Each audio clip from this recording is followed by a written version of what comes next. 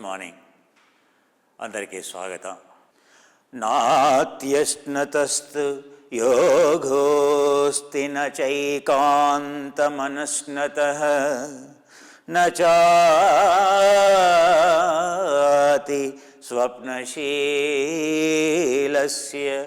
జాగ్రతో నైవ చార్జున.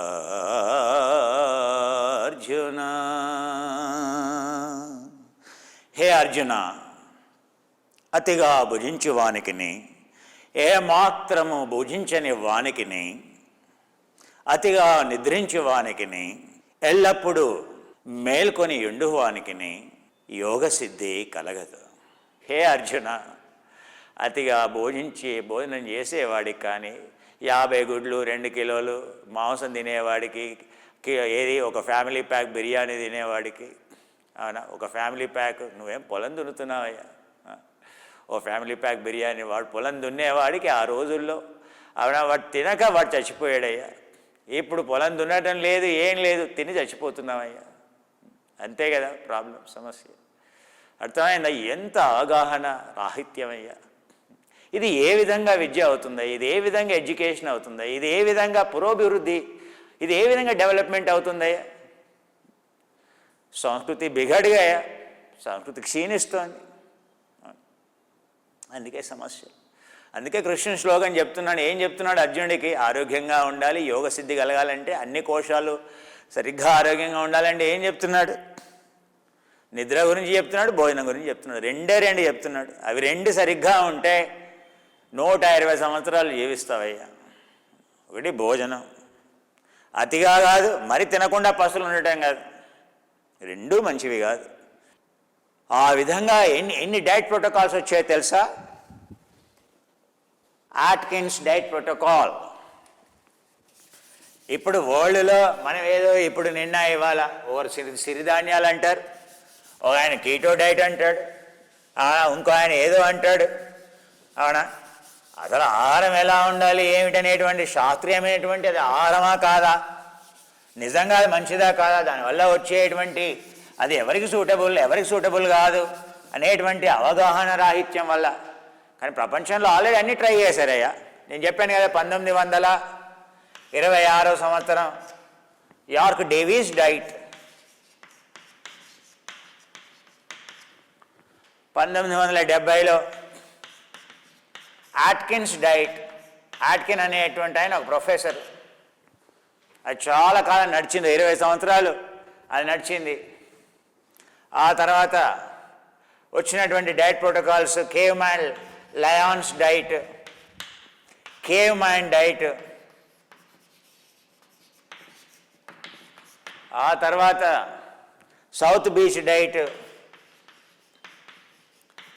ఆ తర్వాత మెడిటరేనియన్ డైట్.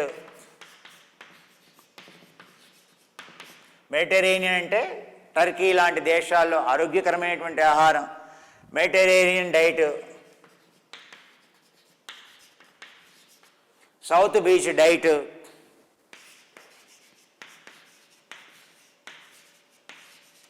చాలా ఫేమస్, హాలీవుడ్ స్టార్లలో చాలామంది.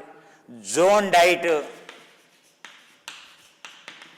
Metabolic diet,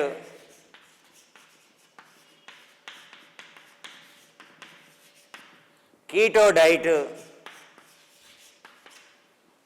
vegan diet.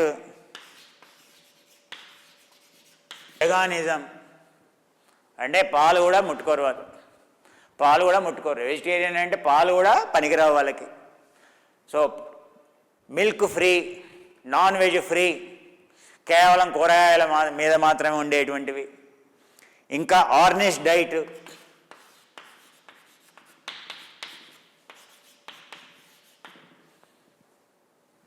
ఇంకా 40-50 రకాల ఆహారాలు. నిన్న ఇవాళ గత 20 సంవత్సరాల్లో ఎన్ని రకాల డైట్లు ఉన్నాయి. వెయిట్ వాచర్స్ డైట్, అవునా.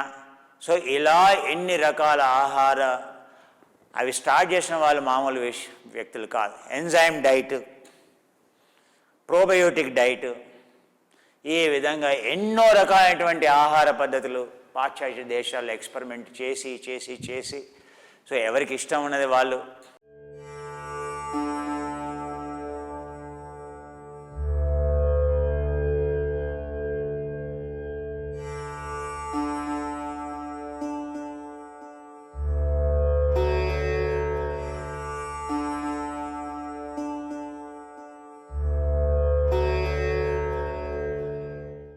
సో ఈ ఆహారాల్ని మనం వివిధ రకాలుగా మనం చూసినట్లయితే వాటిని ఏ విధంగా వర్గీకరించుకోవచ్చు అంటే, ఆహారం ఏదైనా అవునా, సో దాన్ని ఏ విధంగా సైంటిఫిక్గా చూడాలి ఆహార పద్ధతుల్ని అని అంటే, సో కుమార్ గారు చెప్తున్నారు అని అంటే ఈ డైట్ ప్రోటోకాల్స్ అన్నీ స్టడీ చేసిన తర్వాతనే మీకు చెప్తున్నారనేటువంటి విషయం మీకు అవగాహన ఉండాలి.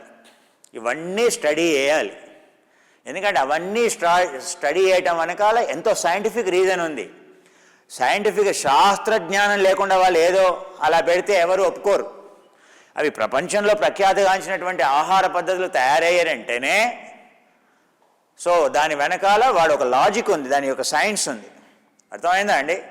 సో అందుకని మనలా కాదు, ఏదైనా నిన్న కాకమని వచ్చి నువ్వు కీటో డైట్ వాడమని ఆయన అంటాడు, ఆయన న్యాచురోపతి ఎప్పటిదయ్యా? అదంతా 1950స్ది. 1926 తర్వాత 1970 మధ్యలో ఏమొచ్చింది? Naturopathy diet.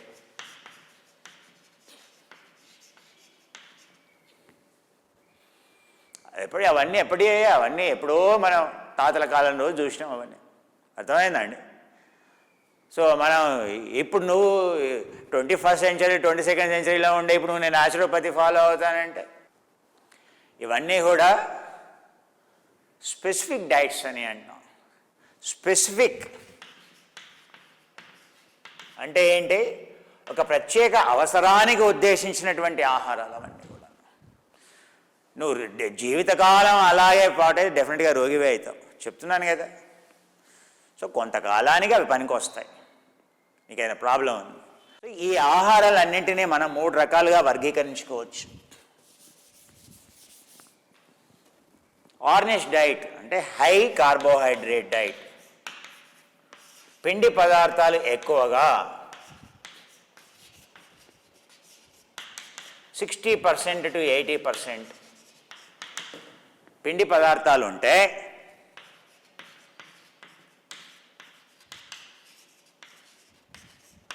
దాన్ని హై కార్బోహైడ్రేట్ డైట్ అని అంటాం. ఫస్ట్. రెండోది హై ఫ్యాట్ డైట్, దీన్నే కీటో డైట్ అని అంటాం. అంటే ఏంటి? కొవ్వు ఎక్కువగా ఉండేటువంటి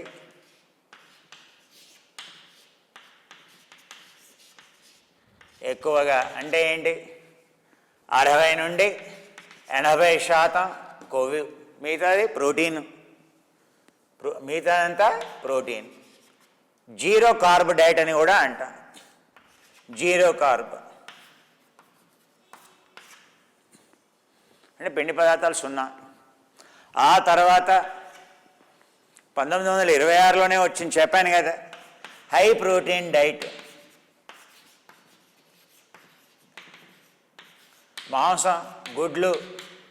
మాంసం గుడ్లు తినడమే మాత్రమే, అందులో ఆయిల్ వేసుకోవడం, జీరో కార్బోహైడ్రేట్, ఇది కూడా జీరో కార్బోహైడ్రేట్, 0 పిండి పదార్థాలు. ఈ డైట్ చాలా ఫేమస్, తొందరగా లావు తగ్గాలంటే అది చాలా ఫేమస్. అవునా? హై ప్రోటీన్ డైట్ అంటే ఏంటి? 60 నుండి 80% ప్రోటీనే ఉంటుంది, మిగతాది ఫ్యాట్ ఉంటుంది ఆర్ కార్బ్స్ ఉంటాయి. ఇవి ఈ విధంగా వర్గీకరించుకోవచ్చు.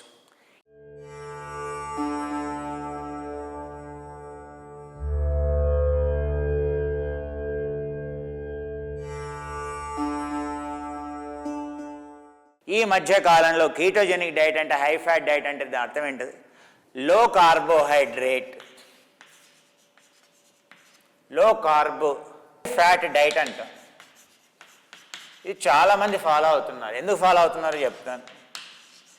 LCHF డైట్ అంటాం. ఎందుకని?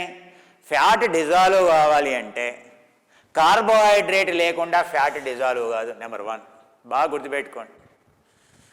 Fat only burns in the flame of carbohydrate. నీ కొవ్వు కరగాలి అంటే కార్బోహైడ్రేట్ మంటలోనే కొవ్వు కరుగుతుంది. బాగా గుర్తుపెట్టుకోండి. కార్బోహైడ్రేట్ జీరో అయితే ఏ అయితే ఫ్యాట్ కరుగుతుందో ఆ ఫ్యాట్ వల్ల నీకు ఎనర్జీ ఎప్పుడూ సరిపోదు, నీ జీవితంలో ఎప్పుడూ సరిపోదు.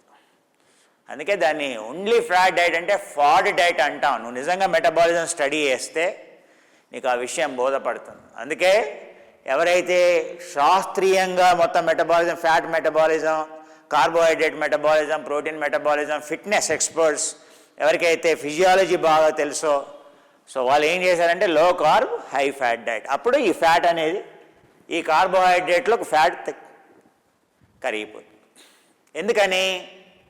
ఎందుకంటే ఆక్సిజనేజ్ ఫ్యాట్ డిజాల్వ్ కావాలి అని అంటే ఫ్యాట్ మెటబాలిజంలో చివరి దశలో ఆక్సిజనేజ్ అనేది ఉంటుంది. ఆక్సిజనేజ్ అనేది గ్లూకోజ్ మాత్రమే ఆక్సిజనేజ్ కాంపౌండ్ ప్రొడ్యూస్ చేస్తుంది. 2 రకాల ఆక్సిజనేజ్లు ఉంటాయి.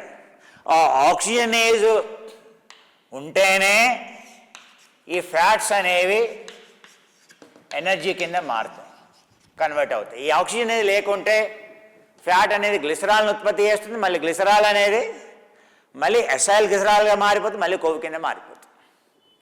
కన్వర్షన్ టు ఎనర్జీ చాలా 50% కూడా ఉండదు. అందుకే నిజంగా ఫ్యాట్ బర్న్ చేయాలి అని అంటే కార్బోహైడ్రేట్ కంపల్సరీగా తీసుకోవాలి. అంతేగాని కార్బోహైడ్రేట్ జీరో ఉంటే నేను పిండి పదార్థాలు తినను, నేను ఓన్లీ కొవ్వు తింటానంటే 4 రోజులు నడుస్తుంది. ఆ తర్వాత ఇంకా ప్రాబ్లమ్స్ మొదలవుతాయి. ఎందుకని సో నీ బాడీ కంప్లీట్లీ కీటోజెనిక్ అయిపోతుంది. కీటోన్స్ ప్రొడ్యూస్ అవుతాయి. ఆ కీటోన్స్ మెటబలైజ్ కావాలంటే గ్లూకోజ్ ఉండాలి. ఆక్సిజనేజ్ కాంపౌండ్ అనేది గ్లూకోజ్ మెటబాలిజంలో ఆక్సిజనేజ్ కాంపౌండ్స్ ప్రొడ్యూస్ అవుతాయి. లేకపోతే అప్పుడు ఫ్యాట్ అనేది కీటోన్స్ అనేవి మెటబలైజ్ కావు. సో అందుకని ఈ విషయం అనేది సో అర్థం కావాలి మెటబాలిజంలో. అర్థం కాకపోతే అవునా సో ఇవాళ కాకుండా రేపటి రోజు ఏదో 4 రోజులు బాగానే ఉంటావు అవునా. సో ఏదో షుగర్ ఉంది, షుగర్ ప్రాబ్లం పోవచ్చు. ఆ తర్వాత ఫ్యాట్ వల్ల కొన్ని అడ్వాంటేజెస్ ఉన్నాయి, కొన్ని ప్రాబ్లమ్స్కి అది అద్భుతంగా పనిచేస్తుంది. కానీ ఎప్పుడూ ఏదో 4 రోజులు, 2 నెలలు, 3 నెలలు, 4 నెలలు, ఆ తర్వాత జీవితకాలం పనిచేయదు, పేషెంట్ అయిపోతాం. ఎందుకని దాని వెనకాల ఉండే శాస్త్రం నేను ఇలా చెప్పాను అనుకో నీకు తెలిసిపోతుంది. ఇలా చెప్పేవాళ్ళు ఎవరు లేరు కదా, అదే సమస్య. సో ఏ విధంగా ఆహారాలు ఉన్నాయి, సో మనకు ఉండేటువంటి ఆహారాన్ని ఏ విధంగా చేసుకోవచ్చు. సో నువ్వు అథ్లెట్, నీ యొక్క శారీరక శ్రమని బట్టి కూడా, ఫిజికల్ యాక్టివిటీని బట్టి కూడా నువ్వు హై కార్బోహైడ్రేట్ తీసుకోవాలా, హై ఫ్యాట్ డైట్కి వెళ్ళాలా, హై ప్రోటీన్ డైట్కి వెళ్ళాలా. సో నువ్వు లావు తగ్గదలుచుకున్నావు అంతే కదా, నీ మెటబాలిజం పెరగాలి, మనం దేనికి వెళ్ళాలి? So high protein diet, so little bit లో కార్బ్ డైట్, లో ఫ్యాట్ డైట్కి వెళ్ళాలి. లో కార్బ్, లో ఫ్యాట్, హై ప్రోటీన్ డైట్కి వెళ్ళొచ్చు. ఎందుకు? ఆ ఫ్యాట్ డిజాల్వ్ కావాలంటే కార్బ్ ఉండాలి, మరి శక్తి రావాలి కదా, శక్తి రావాలంటే ఫ్యాట్ ఉండాలి, సో ఆ కార్బ్స్ ఉండాలి. సో మళ్ళీ ప్రోటీన్ ఎందుకు? మెటబాలిజం పెంచడానికి ఉండాలి. ఎందుకని మనకి సమస్యలు ఎందుకు వచ్చాయి? ప్రోటీన్ తక్కువ వాడడం వల్ల వచ్చాయి. ప్రోటీన్ ఎందుకు వాడాలి? సో టీఎఫ్, దానికి ఇంకో డైట్ ఇండ్యూస్డ్ థర్మోజెనసిస్ అని కూడా అంటారు. ఇదే మొట్టమొదటి వర్డ్. ఇప్పుడు టీఎఫ్ అన్నారు, thermic effect of foods. Diet induced thermogenesis అని అంటాం, డిఐటి అని అంటాం. సో డైట్ ఇండ్యూస్డ్ థర్మోజెనసిసే కాదు, ఇంకొకటి ఉంది, physical diet calorie induced physical activity అనేది కూడా ఒకటి ఉంది. ఇవన్నీ యాడ్ చేసుకోవాలి మీరు. ఏది? ఇది ప్లస్ ఇది. మీ ఖర్చు పెరగాలంటే, మీ క్యాలరీలు బర్న్ కావాలంటే ఇవి 2 చాలా ఇంపార్టెంట్. డైట్ ఇండ్యూస్డ్ చెప్పాను కదా, ఒక ఆయన జర్మన్ సైంటిస్ట్, ఆయన ఏం చేశాడంటే 1970లో జర్మనీలో ఏం చేశాడంటే ఒక కుక్కని ఆ కుక్కకి ఏం చేశాడంటే ఒక రోజు సో దానికి ఒక 1/2 kg మాంసం వేసేసాడు. మాంసం వేసేసి అవునా, దాన్ని క్లోజ్డ్ కెలోరీమెట్రీ, ఓపెన్ కెలోరీమెట్రీ అంటారు. ఎక్స్పెరిమెంట్ అంటే నువ్వు నిజంగా నీ ఆహారం కరగడానికి ఎన్ని క్యాలరీలు ఖర్చు అయిందని చూస్తారు. సో ఆ కుక్క ఏంటంటే ఓన్లీ ఆ మాంసం ఇచ్చాడు, ఇంకేం ఇవ్వలేదు. సో ఆ నెక్స్ట్ డే 24 గంటల తర్వాత సో దాని మెటబాలిజం చూశాడు. కేవలం ఆ మాంసం అంతకుముందు ఏం చేశాడు, సో ఏదో ఒక కార్బోహైడ్రేటు, తర్వాత ఫ్యాటు, తర్వాత ప్రోటీన్ ఉండే డైట్ అంతకుముందు ఇచ్చేది. సో దాని రికార్డు పెట్టుకున్నాడు. సో ఎప్పుడైతే ఓన్లీ మాంసం తినిపించాడో దానికి, నెక్స్ట్ డే ఆయన ఏం కనుక్కున్నాడు, అది జీర్ణం కావడానికి డాగ్కి ఖర్చు అయినటువంటి క్యాలరీలు చాలా ఎక్కువ. ఎంత? 30% క్యాలరీస్ ఎక్కువ కన్జ్యూమ్ చేసింది. అప్పటి నుండి ఈ టర్మ్ అనేది చాలా ఇంపార్టెంట్. సో ప్రోటీన్ అనేది అప్పటి నుండి ప్రోటీన్ దేనికి ఉపయోగిస్తున్నారు? మెటబాలిజం పెంచడానికి ఉపయోగిస్తున్నారు. అంతేకాదు డైట్ ఇండ్యూస్డ్ డైట్ అని చెప్పాను. ప్రోటీన్ డైట్లో అదొక అడ్వాంటేజ్. మనకి ఎందుకు ప్రాబ్లమ్స్ వచ్చాయి? మనం అనుకుంటున్నాం ప్రోటీన్ తీసుకుంటున్నామని, అసలు మన ఆహారంలో ప్రోటీనే లేదు. మీకు చెప్తాను కదా. Next calorie induced physical activity అంటున్నాడు. అంటే ఏంటయ్యా? ఇది చాలా ఇంపార్టెంట్. మార్నింగ్ బ్రేక్ఫాస్ట్, రాత్రి సప్పరు, మార్నింగ్ బ్రేక్ఫాస్ట్కి 12 గంటల సమయం ఉండాలని అనుకున్నాం. అంటే రాత్రి తొందరగా తిని ఉదయం కనుక కరెక్ట్గా 8 గంటలకో ఎప్పుడో నువ్వు బ్రేక్ఫాస్ట్ చేస్తే, రాత్రి 8 గంటలకు భోజనం చేసి నువ్వు ఉదయం 8 గంటలు కనుక నిజంగా కనుక నాస్తా చేస్తే 10% క్యాలరీలు ఎక్కువ బర్న్ చేస్తాను. 2000 క్యాలరీలు అనుకో, 2100 క్యాలరీలు ఖర్చు చేసుకోవచ్చు. నువ్వు 100 కిలో క్యాలరీలు ఎక్కువ తినవచ్చు. 100 కిలో క్యాలరీలు అంటే మామూలు కాదు.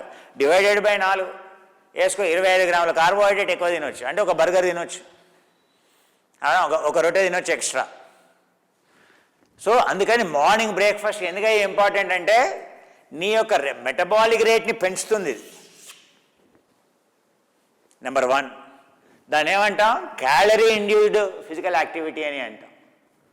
రెండోది, నువ్వు భోజనం తర్వాత ఎక్సర్సైజ్ చేస్తే మనం ఏమనుకుంటాం, అరే భోజనం తర్వాత అసలు ఎక్సర్సైజ్ చేయకూడదు అని అనుకుంటాం. ఎలాంటి ఎక్సర్సైజ్ చేయకూడదు? అది కూడా చేస్తారు. ఇంటెన్సిటీ ఎక్సర్సైజ్, హైలీ ఇంటెన్సివ్, లో ఇంటెన్సివ్. భోజనం చేసిన తర్వాత ఎక్సర్సైజ్ చేయడం వల్ల యాక్చువల్గా చాలా 15 to 20% క్యాలరీస్ ఎక్కువ బర్న్ చేసేది. సో నువ్వు సన్నగా కావాలి అని అంటే, అందుకే పూర్వకాలంలో నేను చిన్నగా ఉన్నప్పుడు, నేను చదువుకున్నప్పుడు, సో మా మామయ్య గారు చెప్పేవాడు, ఏరా భోజనం చేయగానే 100 అడుగులు కంపల్సరీగా వేయాలి. నువ్వు ఎంత ఎగ్జామ్ ఉండని 100 అడుగులు తప్పనిసరిగా వేయాలి. ఆ విధంగా చిన్నప్పటి నుండి నేను యోగానే కాదు, ఎప్పుడు భోజనం చేసినా 100 అడుగులు వేయడం అనేది నాకు అలవాటైపోయింది. ఈ రోజు కూడా అలవాటైపోయింది. తినగానే 100 అడుగులు, హాఫ్ అన్ అవర్ వాకింగ్ చేయాలి అని చెప్పేవాడు. సో 100 అడుగులు, లేదా ఎగ్జామ్స్ లేవు, హాఫ్ అన్ అవర్. ఆయనతో పాటు మేమందరం మా అత్తమ్మ అంటే మా పెద్దమ్మ కూతురే, ఓ విధంగా మా అక్కయ్య, సో మా మామయ్య, అప్పుడు మేనరికం కదా, నేను, ఇంట్లో ఎవరో ఉంటే వాళ్ళం భోజనం చేయగానే అందరం బయటికి రావాలి, తిరగాలి. ఎగ్జామ్స్ ఉన్నాయంటే 100 అడుగులు లెక్క పెట్టుకోవాలి. పరీక్షలు లేవు, హాఫ్ అన్ అవర్ తిరగాలి. అప్పుడే లోపలికి వెళ్ళాలి, ఇంట్లోకి వెళ్ళాలి. అందుకని భోజనం చేయగానే అందరం బయటే, భోజనం చేసిన తర్వాత హాఫ్ అన్ అవర్ తర్వాతనే మళ్ళీ లోపలికి ఇంట్లోకి. ఎందుకని?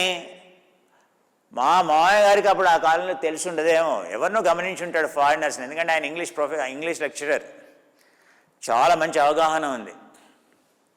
సో అందుకని క్యాలరీ ఇండ్యూస్డ్ ఫిజికల్ యాక్టివిటీ 20% పెంచుతుంది. ఇవన్నీ పరిశోధనల్లో తేలినటువంటి విషయాలు. ప్రతీది కూడా మ్యాటర్స్ అయ్యా.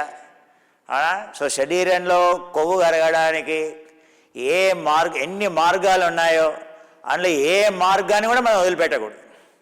మన శరీరంలో రోగాల్ని నివృత్తి చేసుకోవడానికి, వ్యాధుల్ని నివృత్తి చేసుకోవడానికి ఎన్ని ఉపాయాలు ఉన్నాయో అన్ని ఉపాయాలు తెలుసుకోవాలి. దాన్ని ఏమంటాం? విద్య అంటాం, విజ్ఞత అంటాం, విజ్డమ్ అంటాం. అవునా?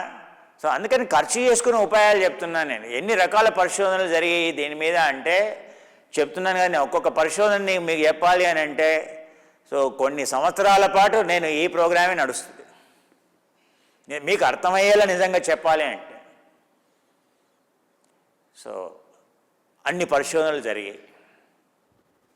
నేను చెప్పే ప్రతి దాని వెనకాల కూడా శాస్త్రీయమైనటువంటి పరిశోధనలు ఎన్నో చేస్తేనే నేను ఆ విషయాలు చెప్తున్నాను.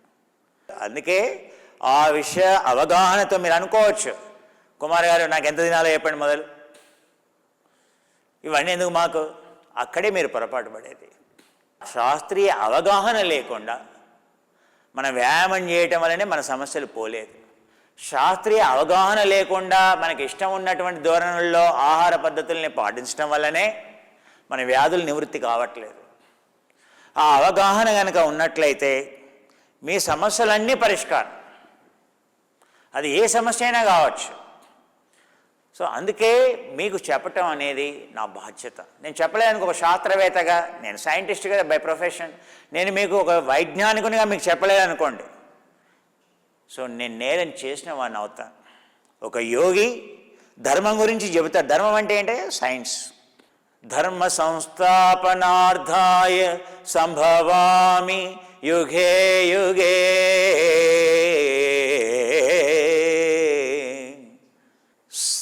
సైన్స్ని ఎప్పుడైతే అర్థం చేసుకోవడం మానేస్తామో అప్పుడు సమస్యలు మొదలవుతాయి. సైన్స్ అనేది అర్థం కావాలి.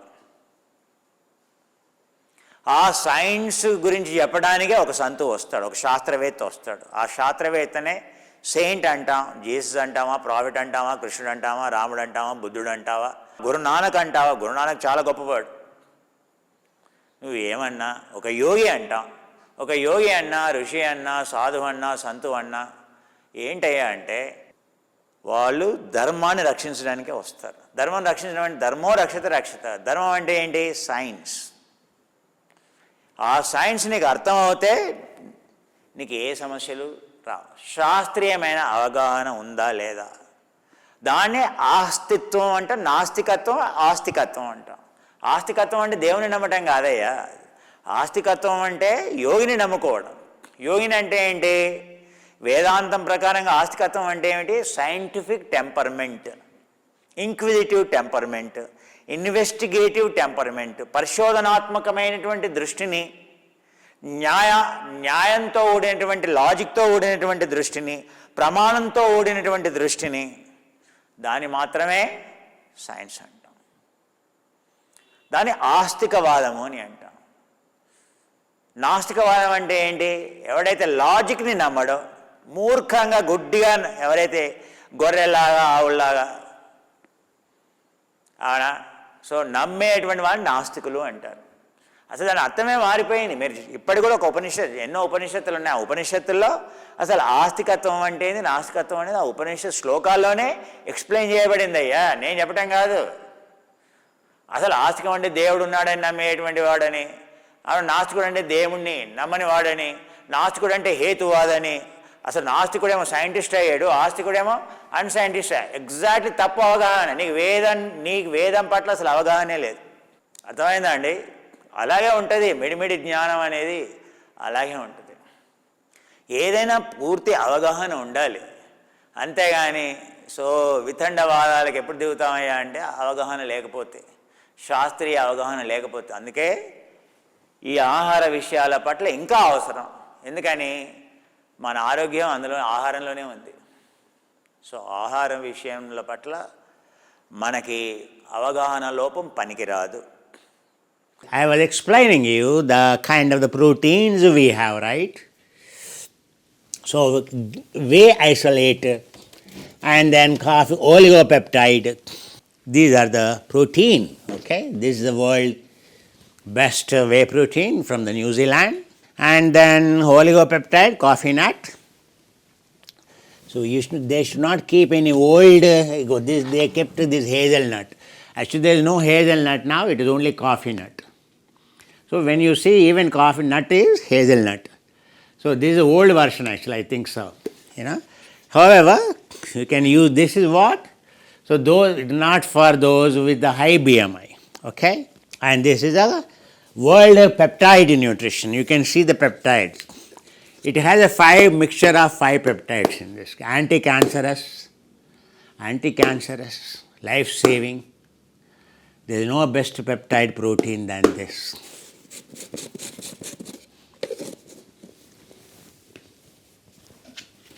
lowest weight, molecular weight. Okay? Cleanest, lowest molecular size. You can see here, soy tripeptide 500D, or where it is why I'm not sure why it is not written, but it's a 500D or 300D it is.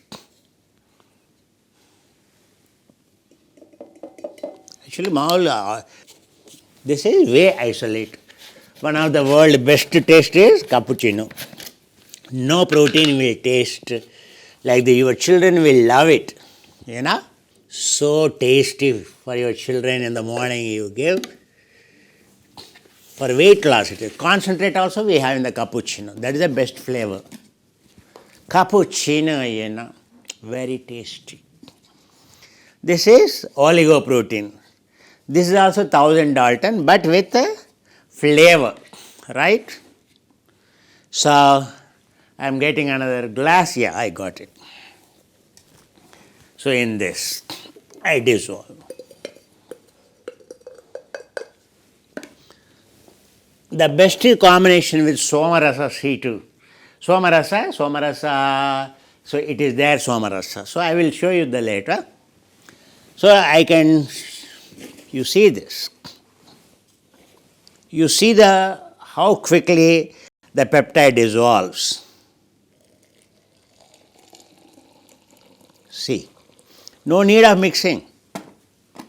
This is the world's smallest molecular size. A ICU patient to, flowing through the tube to, a child in the womb to, the cleanest, the best in the world is this. Anyone having intestinal disorders, anyone for anything, is the best. And you will not put on weight, you will only lose weight. Right?